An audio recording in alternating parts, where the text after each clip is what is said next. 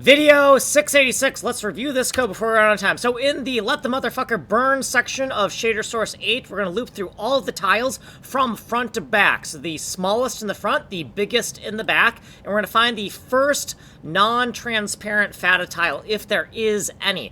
So inside this where's my fire tile, we're going to get the level map origin. So we're going to use the tile size exponent to look up the diagonal offset to the data as well as the lateral offset to the data.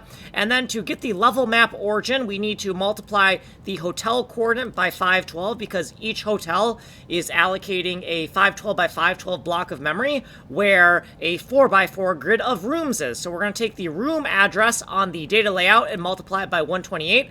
And then we need to offset diagonally to the correct tri-cluster, and then do our fata offset to the fata layer. So if we go grab fad OS really quick, we can see a little diagram. So this is what we're doing. We're going from geometry to the fata data right here. Okay, so let's go back up, and okay, get level map coordinates. We're gonna get the local coordinate on that cluster of data you saw in the diagram.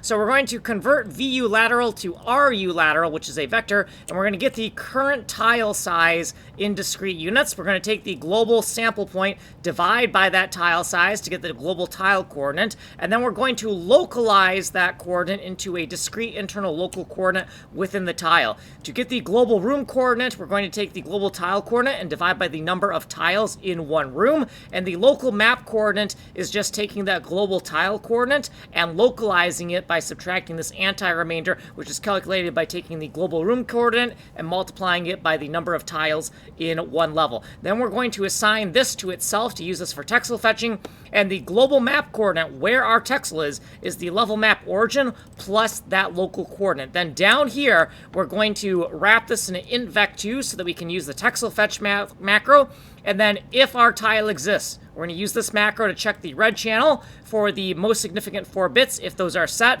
then we have a tile. We're going to pack the red, green, blue, and alpha into bin fata, which is our binary fata tile. And then we also need to record the discrete internal local for the fata, and then a chunk, a 1/9 chunk of discrete units for that fata tile. Then we'll break out of here, and then that is it. So like and subscribe, send money in the mail. My name is Kanji Coder, and I am out of time.